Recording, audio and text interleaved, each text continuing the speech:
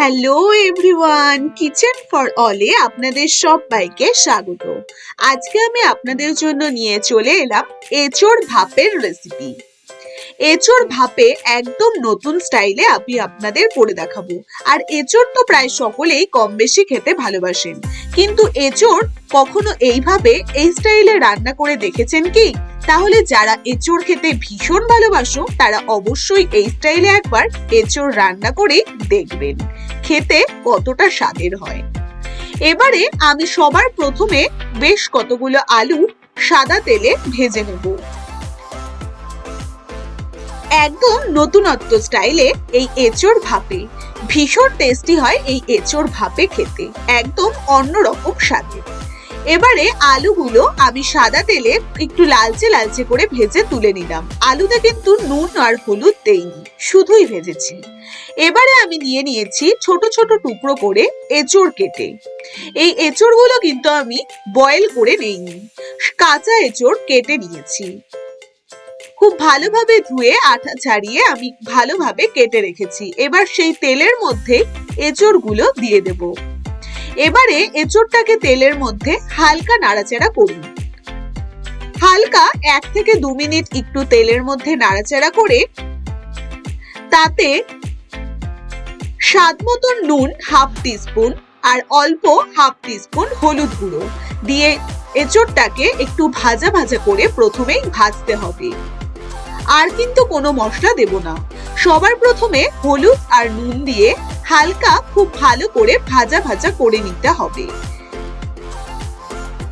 তেলের মধ্যে ভালোভাবে নুন হলুদ দিয়ে নাড়াচাড়া করে ঢাকা দিয়ে 5 মিনিট মতন আমি ভালোভাবে এঁচোড়গুলো ভেজে নেব। এবারে 5 মিনিট বাদে ঢাকনা সরিয়ে দেখুন এঁচোড়টা বেশ ভাজা ভাজা হয়ে এসেছে। এবার এই এঁচোড়গুলো একটি পাত্রে তুলে রাখুন।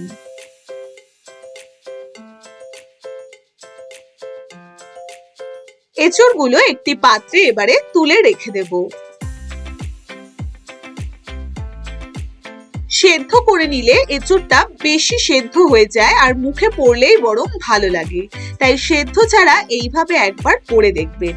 প্রথমে ভেজে নিলাম। এবারে সাদা তেলের মধ্যে দিয়ে দিচ্ছি বেশ কিছু ফোড়ন, তেজপাতা, 2টো শুকনো লঙ্কা, এলাচ, দারচিনি আর কিছু জিরে। হালকা নাড়াচাড়া করে এবারে তাতে ছেড়ে দিতে হবে 1 বাটি কুচনো পেঁয়াজ।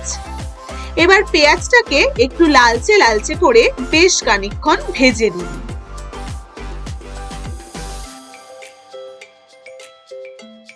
বেশ খানিকক্ষণ পেঁয়াজটাকে লালচে লালচে করে ভেজে তাতে দিয়ে দিচ্ছি বড় চামচ দিয়ে 1 চামচ রসুন কুচি। এবার দুটোকেই লালচে লালচে করে খানিকক্ষণ ভেজে নিতে হবে। ব্যাস দেখুন পেঁয়াজটা বেশ লালচে লালচে হয়ে এসেছে। এবারে তাতে দিয়ে দেব 1/4 কাপ টমেটো পিউরি। খুব ভালো করে সবকিছুকে মিশিয়ে নিন। আর টমেটো পেস্টটা প্রথমেই দিতে হবে, না হলে কাঁচা টমেটোর যে গন্ধটা রান্নাতে একদম ভালো লাগে না। তাই টমেটো পেস্টটা প্রথমেই দিয়ে তেলের মধ্যে নাড়াচাড়া করুন।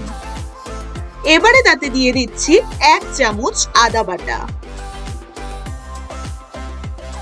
আর দিয়ে দিচ্ছি 2 চামচ কাঁচা লঙ্কা বাটা। দিয়ে দিতে হবে হাফ টিস্পুন হলুদ গুঁড়ো, যেহেতু আমি প্রথমে হলুদ গুঁড়ো অল্প দিয়ে ভেজেছি। আর দিয়ে দিচ্ছি 1 চামচ লাল লঙ্কার গুঁড়ো, 1 চামচ জিরের গুঁড়ো, স্বাদ মতন নুন দিয়ে মশলাগুলোকে খুব ভালো করে খানিকক্ষণ কষিয়ে নিন। একদম কিন্তু মাংসের স্টাইলে এই এঁচোড় আমি আপনাদের করে দেখাচ্ছি। একদম মনে হবে যেন মাংস খাচ্ছেন, ভীষণই টেস্টি হয় এই এঁচোড় ভাপে খেতে। এবার মশলাগুলো ভালোভাবে কষিয়ে নিয়ে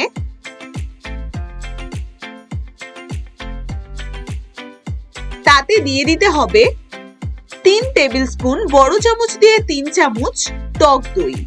তাতে দিয়ে দিচ্ছি 6-7টা কাঁচা লঙ্কা। এবার সবকিছুকে আবারও খুব ভালো করে কড়াইতে নাড়াচাড়া করতে থাকুন।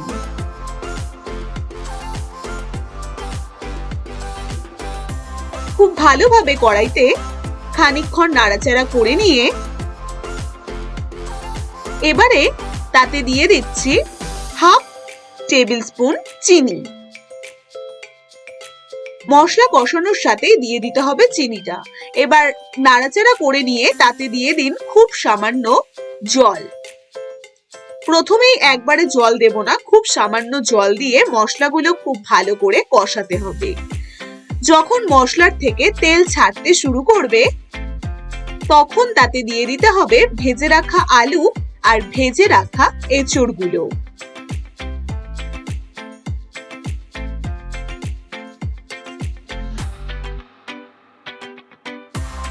ব্যাস, এবারে সবটাকে খুব ভালো করে খানিকক্ষণ সময় নিয়ে কষাতে থাকুন।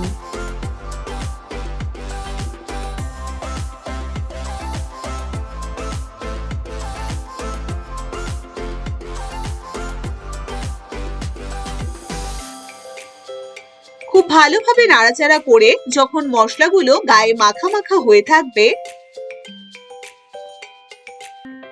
তখন তাতে দিয়ে দিন 1 থেকে 1.5 কাপ মতন জল। জল দিয়ে খুব ভালো মতন আরেকটু নাড়াচাড়া করে তাতে দিয়ে দিন 1 চামচ গরম মশলার গুঁড়ো। এবার ভালোভাবে নাড়াচাড়া করে নিয়ে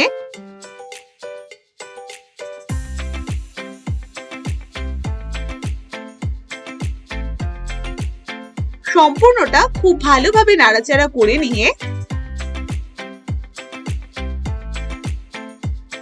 ঢাকা দিয়ে রান্নাটি করে নিন। ঢাকা দিয়ে রাখতে হবে 5 মিনিট। খুব ভালোভাবে 5 মিনিট যখন ফুটে আসবে তখন গ্যাসের ফ্লেম অফ করে একটি পাত্রে সম্পূর্ণ রান্না করা এঁচোড়টি ঢেলে নিন। এবারে প্রেসার কুকারে স্ট্যান্ড বসিয়ে সেই যে পাত্রে আমি এঁচোড়টা তুলে রেখেছি সেটা বসিয়ে দেব। আর ওপর দিয়ে দিয়ে দিচ্ছি 1 চামচ ঘি।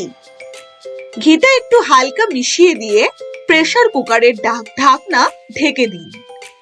ঢেকে দিয়ে জাস্ট 2টো সিটি পড়লেই একদম কিন্তু রেডি এই এঁচোড় ভাপে। 3টে থেকে 4টে সিটি দিতে যাবেন না, তাহলে কিন্তু এঁচোড়টা একদম গলে যাবে। এই স্টাইলে এঁচোড় একবার রান্না করেই দেখবেন। জাস্ট 2টো সিটি দিয়ে এই এঁচোড় ভাপে খেতে সবকিছুর সাথেই আপনারা খেতে পারেন।